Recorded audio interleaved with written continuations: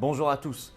Vont-ils annuler l'élection présidentielle ou la reporter, sine die, ou mettre en place finalement quand même le vote par correspondance? Des ballons d'essai en ce sens assez inédits sont lancés ces derniers jours. Je vais revenir concrètement, bien sûr, pour votre bien, pour notre santé. Oui, le Covid, c'est Omicron en particulier, qui obligerait à tout ça. On va y revenir. Je signale que je parlais de tout ça dans mon livre La Grande Bascule, donc celui qui précède celui qui vient de sortir, qui s'appelle Face à l'oligarchie sans sortir, mais Covid-19, La Grande Bascule, qui était sorti en février 2021, j'évoquais tout ce sujet-là, y compris le report de l'élection présidentielle. On va voir ce qu'il y a de nouveau là-dessus, on va voir comment on se bat. Bien sûr, ce samedi, c'est le 25 décembre, c'est le jour de Noël. Il n'y aura pas de manifestation. Chacun est occupé ici et là avec sa famille souvent, et c'est bien normal. Et souvent, il y a des organes de presse, des organes du pouvoir, de l'oligarchie qui sont utilisés pour ça. Très souvent, c'est le journal du dimanche, le JDD. Alors, c'est pour ça, évidemment, que ne m'a pas échappé ce qui est sorti dans le JDD de ce 19 décembre. D'abord, la une inquiétante du JDD en énorme. Pourquoi Omicron change tout? Tout.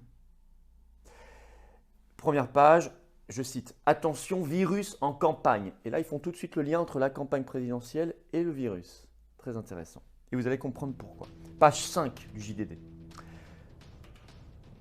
Le titre. Un report du scrutin présidentiel possible sous conditions.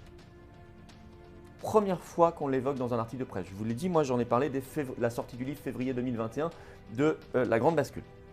Et là, le journal du dimanche cite Didier Mauss, présenté comme, je cite, spécialiste. Spécialiste, on ne sait pas de quoi, enfin spécialiste.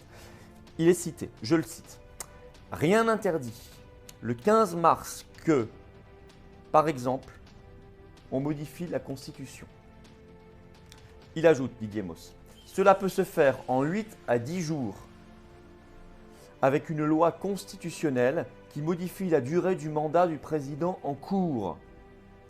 Cela déplairait aux puristes, ajoute-t-il, mais pour que ça fonctionne, il faut que l'Assemblée nationale et le Sénat soient d'accord. Fin de citation de Didier Mauss. Alors il dit qu'il faut modifier la Constitution, effectivement, la durée du mandat du président de la République est dans l'article 6 de la Constitution. Si ce n'est pas 5 ans, ce n'est pas 5 ans, il faut que ce soit dans la Constitution. La phrase très intéressante, c'est qu'il écrit quand même « Cela déplairait aux puristes ». Ça prouve quand même leur culot incroyable, parce qu'on devine qu'il est très covidiste. Moi, je n'ai pas besoin de connaître ses opinions sur le sujet pour le deviner, s'il dit des choses pareilles. « Cela déplairait aux puristes ». Mais attendez. Donc aujourd'hui, juste faire valoir la norme, c'est être puriste, un peu pointilleux, un peu maniaque, vous voyez? Non, non, ce pas les puristes, c'est les gens qui, eux, respectent l'état de droit. Bon, en tout cas, la porte est ouverte. Et le JDD ajoute ceci, si un candidat est malade, je cite le JDD, si un candidat est malade et donc empêché, le Conseil constitutionnel peut repousser le scrutin au-delà des limites prévues. Bon. Je vous signale que, alors là c'est exceptionnel parce que c'est l'élection présidentielle, mais enfin ils l'ont fait sous prétexte Covid, ils l'ont fait déjà 2 fois, même 3 fois, pour 3 élections.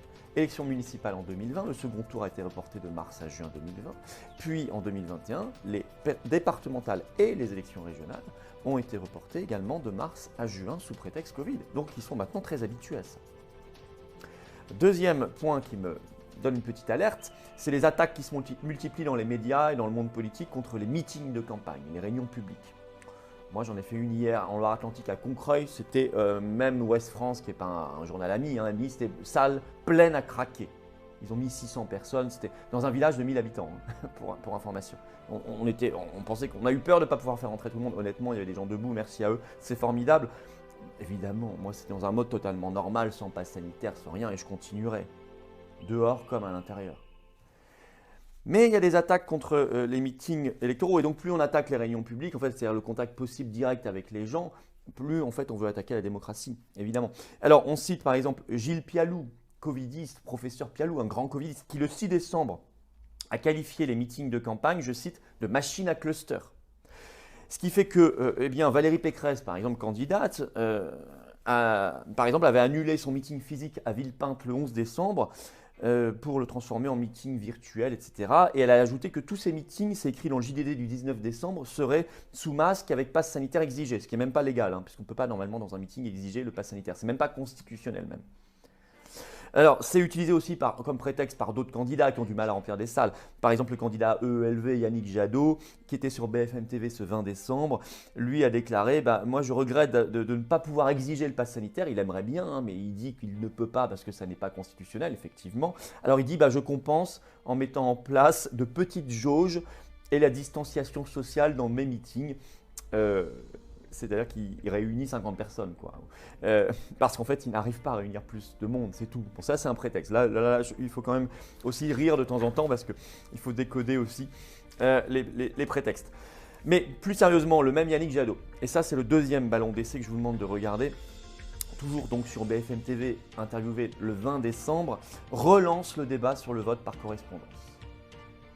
Et oui, il l'exige, il le demande, il la demande pour l'élection présidentielle législative. Et il a même le culot de dire cette phrase, je vous laisserai juger par vous-même. Je cite Yannick Jadot, « Regardez aux États-Unis en 2020, Donald Trump n'a pas pu contester la légalité du scrutin. » Je ne peux pas en dire trop ici sur ce sujet, donc je vous laisse apprécier tout seul. Et j'en ai déjà dit beaucoup là-dessus, vous le savez. Et vous me lirez sinon dans mes livres, je dis tout. Deuxième ballon d'essai en tout cas. Donc ce serait quoi ? Soit vous avez votre passe vaccinal et vous pouvez aller voter dans un bureau de vote, soit sinon vous êtes obligé de voter par correspondance. C'est la porte ouverte à la fraude. La France avait supprimé le vote par correspondance en 1975 pour cause de fraude. Alors, je rappelle que le 29 septembre dernier, sur BFM TV toujours, le ministre de l'Intérieur Darmanin, donc celui qui est en charge de l'organisation des élections, avait annoncé que le gouvernement, je cite, « travaillait à mettre en place le vote à distance ». Vote à distance, c'est pas très clair. Est-ce que c'est par correspondance? Est-ce que c'est vote sur des machines à voter électroniques à distance? On ne sait pas. Mais il avait précisé à l'époque, on ne pourra pas le faire pour l'élection présidentielle ni législative de 2022. Oui, mais que valent leurs engagements et que valent leurs promesses? Depuis le début de cette crise, on sait que parfois ils se contredisent à 3 jours près. La semaine dernière, Attal annonçait que la 3e dose ne serait pas demandée aux soignants, aux pompiers, enfin tous les militaires, les gendarmes, etc. Toutes les professions pour lesquelles l'obligation vaccinale existe. Et finalement, le lendemain, Véran annonçait que finalement, elle serait demandée avant le 30 janvier 2022. Donc ils sont capables, si vous voulez, de se dédire eux-mêmes, vous le savez bien. Donc leurs engagements, un engagement de Darmanin le 29 septembre n'a aucune valeur. Même si c'est vrai que maintenant, ça fait un peu tard pour modifier la loi, mais ils en sont capables. Didier Mauss a dit on peut modifier tout ça le 15 mars. Bon. Pareil, sur le report de l'élection présidentielle, alors Gabriel Attal, porte-parole du gouvernement, a été amené à réagir. Il a été interrogé là-dessus sur LCI le 19 décembre. Et il a dit non, le gouvernement, je cite, ne l'envisage pas du tout. Pareil, ne l'envisage pas du tout, ça veut dire qu'ils peuvent très bien l'envisager dans 2 semaines. Ou dans 2 mois en disant oh, Omicron ou un autre, terrible, 7e vague, 8e vague, etc. Bon. Vous connaissez la mécanique. Alors, d'autant que dans la même interview le 19 décembre, toujours sur LCI, Gabriel Attal a annoncé qu'il voulait un pass vaccinal, je cite, définitivement adopté et promulgué avant la fin du mois de janvier pour qu'il puisse entrer en vigueur dans la foulée. Donc il y a une espèce de précipitation qui est un peu louche à quelques semaines des élections. C'est très louche.